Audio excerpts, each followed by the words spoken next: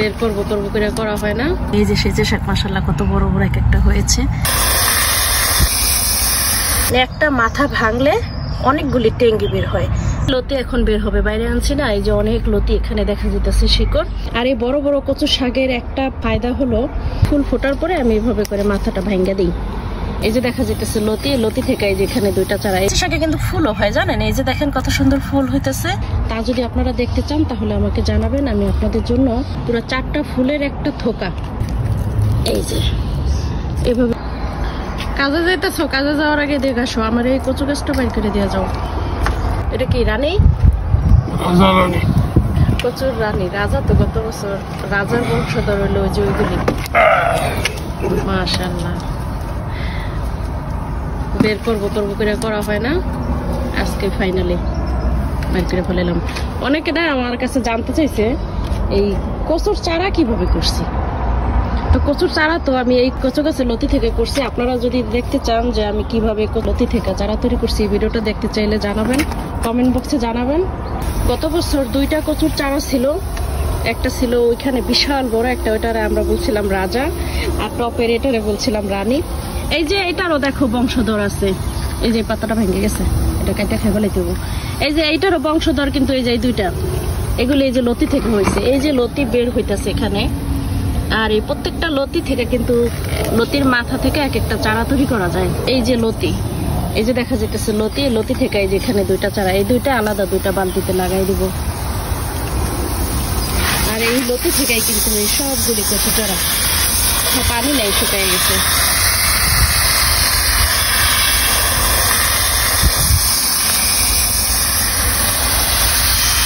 ছোট পানি লাগি বেশি, শুকিয়ে গেছে, বেশি কম পানি গেছে।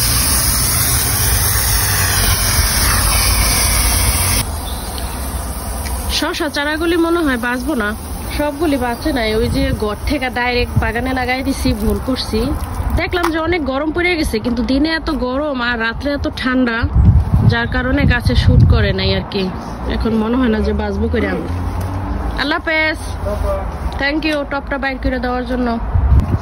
দিনের বেলা অনেক গরম দেখলাম, কিন্তু রাতে যে এত ঠান্ডা পড়বো বুঝতে পারি নাই। আমি শশা গাছগুলি সব বাইরে দিয়ে দিছিলাম, আর সাথে আমি আবার 2 দিন অসুস্থ ছিলাম। অসুস্থ থাকার কারণে বাইরে এসে যে আমি গাছগুলি ঢাইকা দিব, সেই আমার আর ঢাইকা দেওয়া হয় নাই। এখন মনে হয় যে জানি না 4টা-5টা বাচ্চা কিনা, আর ওই যে 4-5টা মারা গেছে, কিছু করার নাই। আর এই যে আমার এই গাছের ফুল মাশাআল্লাহ ফুটে গেছে। এই গাছটার ফুলগুলি এত ভাল লাগে আসলে না, আমার প্রত্যেকটা গাছের ফুল ভাল লাগে, শুধু যে এই গাছের তা না। এই যে দেখেন একটা ছড়ায় কয়টা ফুল। এই যে এটা প্রথম ফুটে গেছে, এটা কিন্তু পাপড়িগুলি ধরলে এখন পড়ে যাবে। এটা প্রথম ফুটছে, ফোটার পরে একদম কালারটা এখন সাদা হয়ে গেছে। আর এই পাশে আছে এই যে 3টা, পুরো 4টা ফুলের একটা থোকা, আগে পরে করে আর কি ফুটছে 4টা ফুলের একটা থোকা। আর এদিকে এই যে একটা একটা করে সবগুলি ফুল, মানে এত সুন্দর একটা কালার, মিষ্টি। এটা হলো একটা মিষ্টি কালারের ফুল আর কি, গোলাপিও না, এটা মিষ্টি কালারের ফুল। গোলাপি ফুল হলো আমার পিছনের বাগানে, এটা হলো মিষ্টি কালারের ফুল, একদম থোকায় থোকায় ফোটে। গাছটা এখন পুরান হয়ে গেছে তো তাই এখন একটু কম ফোটে। আর গত বছর আমি পুরোপুরি ছাটাই দিতে ভুলে গেছিলাম, ভালোভাবে ছাটাই দেয় নেই। যা রাস্তা দিয়ে গাড়ি যাইতেছে, মোটর সাইকেলের কি সাউন্ড। এই যে খুব ভালো লাগে, গাছটা ভর্তি ফুল। শশা গাছগুলির জন্য আফসোস লাগতেছে, কিছু করার নাই, কি আর করবো। এদিকে যে আবার পুদিনা পাতা বড় হয়ে গেছে, সেদিন কাটছি, বেশি দিন হয় নাই। এই যে আবার বড় হয়ে গেছে পুদিনা পাতাগুলি, মাথা থেকে ভাঙ্গা খাইলি এই যে এভাবে ভাঙ্গা নিলে আবার নতুন মাথা এভাবে করে বের হয় আর কি। আজকে কি করবো জানি না, এই মূলা শাকগুলো উঠে ফেলানোর দরকার। সবগুলি মূলা শাক আর কি খাওয়ার উপযুক্ত হয়ে গেছে। দেখি আজকে এগুলি উঠাই দিতে পারি কিনা, সবগুলি মূলা শাক উঠানোর দরকার।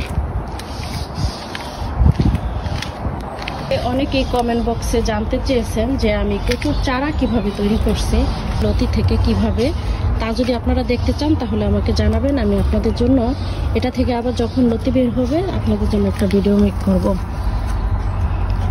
ওই যে আমার গোলাপের পাপড়িগুলি সব পড়ে আছে গাছের নিচে, ওই যে গোলাপ ফুল ফোটে। এটা হলো খয়েরি, গোলাপি না, এটা একদম মানে লাল খয়েরি আছে না, সেই লাল খয়েরির গোলাপ।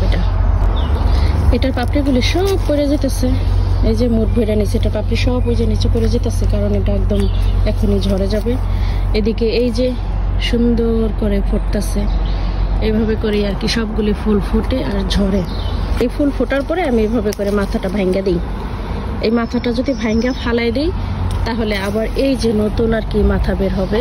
আর এটার মাথায় আবার একটা ফুল ফুটবে, এই যে এটার মতন করে। এই যে এখানে একটা না, থোকায় থোকায় ফুল ফুটবে। এই যে গাছটা ভর্তি ফুল। পালথিটা এখন এখানে থাকুক, এখন আর কিছু করব না, কারণ এখান থেকে আমি এই যে লতি থেকে যে দুইটা চারা আবার এখানে করছি, এই দুইটা চারা আর কি উঠে ফেলাবো। আর এটার ভিতরে এই দুইটা চারা শুধু রাখবো, মানে একটা টপের ভিতরে শুধু একটা চারা থাকলেই এনাফ। আর এই বড় বড় কচু শাকের একটা ফায়দা হলো যে এই শাকগুলি না বিশাল বড় বড় হয়, বিশাল অনেক বড় বড় হয়। আর এই দুইটা তিনটা মানে একটা টপের মধ্যে এই দুইটা তিনটা যে কটা গাছ আছে এই শাকগুলি কাটলেই মানে একবেলার রান্না খাওয়া হয়ে যায়।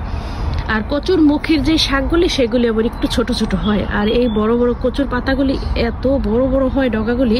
আর ফিরি ফিরি তো লতি অবশ্যই খাওয়া যায়, এগুলি থেকে অনেক লতি বের হয়।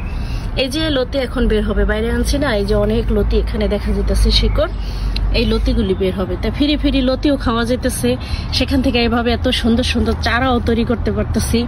আর বেশি না 4-5টা গাছের শাক রান্না করলেই মানে একদম খাওয়া হয়ে যায়।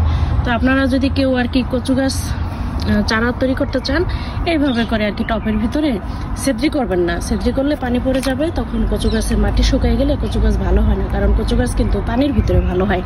এই যে দেখেন আমার এটা কিন্তু ছিদ্র করা না, এই যে এখন ভিজা ভিজা মাটি আর কি পানি দিয়ে গেছে আমার সাহেব। সেচি শাকের টপগুলি সব আমি পিছনের থেকে সামনে নিয়ে আসছি, এখানে রৌদ্র ভালোভাবে তাই, কিন্তু দেখেন এই যে রৌদ্র পাওয়ার পরে এখন এই যে সেচি শাক মাশাআল্লাহ কত বড় বড় এক একটা হয়েছে। আর এই সেচি শাক এখন এই যে সামার গরম পাইছে না, এখন এই পুরো টপ ভরে যাবে। আচ্ছা সেচি শাকে কিন্তু ফুলও হয় জানেন, এই যে দেখেন কত সুন্দর ফুল হইতেছে।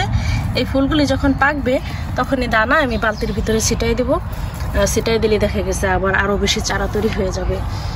আর এগুলি কিছুই করা লাগে না, সেচি শাক না শুধু গোড়া থেকে এই যে প্রত্যেকটা গোড়ায় গোড়ায় শিকড়, এই প্রত্যেকটা গিরায় গিরায় শিকড়, মানে প্রত্যেকটা গিরা গিরা যদি মাটিতে পুঁতে দিই তাহলে এই গাছগুলি ভালো হয়। আর এখন এই মাথাগুলি এখান থেকে ভেঙে ভেঙে খাবো, ভেঙে ভেঙে নিয়ে একদিন ভাজি করব, ভাজি করলে তখন আবার 4-5টা করে টেঙ্গি বের হবে। একটা মাথা ভাঙলে অনেকগুলি টেঙ্গি বের হয়, আর এই প্রত্যেকটা টেঙ্গি থেকেই আর কি অনেকগুলি যখন টেঙ্গি বের হয় তখন আর কি টপ আস্তে আস্তে ভরে যায়। তো কিছু টপ আমার গত বছরের ছিল, এই জন্য এগুলিতে বেশি বেশি শাক আছে, এই যে দেখা যাইতেছে বেশি শাক। আর এগুলি আমি নতুন বানাইছি এই বছরের জন্য, তাই এখনো এগুলি শাক বের হয় নাই, বের হইতেছে আর কি, এই যে অল্প অল্প আছে। তো এইগুলি আর কি সামনেই থাকুক, আর কচু গাছটাও এখানেই থাকুক, আমি দেখি। আর এখন এটাকে আলাদা একটা টপে আর কি নিতে হবে। ঘরের ভিতরে ছিল দেখছেন, শীত ভরে আমি এই টপ ঘরের ভিতরে রাখছিলাম। আর এই গাছটা কিন্তু মরেও নাই, কিন্তু এটা থেকে আমি অনেকবার শাক কাটছি। আমি কয়েকদিন আগেও শাক কাটছি, মানে বেশি দিন লাগে না, অল্প কয়েকদিনে না শাকে একদম গাছ ভর্তি হয়ে যায়। আমি কয়েকদিন আগে একটা শাক মানে শাক কাটছি এটা থেকে, সেটার একটা ভিডিও আছে, আমি এখন আপলোড করি না, এই সময়ের জন্য আসলে কোনো ভিডিও না আপলোড করা হয় না। তো বেশি দিন লাগে না, একদম গোড়া থেকে কাটলে সুন্দর এই যে মাথা বের হইয়া একদম টপ ভরে যায়। অনেকবার শাক কাটছি ঘরের ভিতরে, শীত ভর্তি আর কি শাক খাইছি। তো এখন আবার গরমের সময়, তো এখন আর কি এগুলি বাইরে নিয়ে আসছি। এখন এই যে আমার জানলা খালি, আমার জানলা এখন আর তেমন কোনো কিছুই নাই, আমি সব কিছু বাইরে নিয়ে আসছি। ওই লেবু গাছটাও বাইরে নিয়ে আসবো, সব কিছু বাইরে নিয়ে আসবো। এখন বাইরের ওয়েদার ভালো, এখন আর ঘরে কোনো কিছু রাখা লাগবে না, এখন আবহাওয়া আর কি অনেক ভালো হয়ে গেছে। সব গাছ এখন বাইরের উপযুক্ত, বাইরের আবহাওয়াটা এত ভালো যে এখন বাইরেই রাখা যাবে, এখন আর ঘরে রাখা লাগবে না। পুদিনা আর গোলাপ ফুল দুইটার ঘ্রাণ একদম মিক্স হইয়া আমার হাতে মানে খুব সুন্দর একটা ঘ্রাণ হয়েছে এখন। মানে আমি এখন নাকে যখন নেই আমি ঘ্রাণটা আসলে বুঝি না যেটা কিসের, কারণ পুদিনার একটা ঘ্রাণ আর ফুলের একটা ঘ্রাণ, আর দুইটা ঘ্রাণ হাতে নিচ্ছি না এইভাবে, দুইটা ঘ্রাণ এখন আমার হাতের মুঠের ভিতরে, অনেক ভালো লাগতেছে। তো আজকের ভিডিওটা এই পর্যন্তই, ভালো থাকবেন সবাই।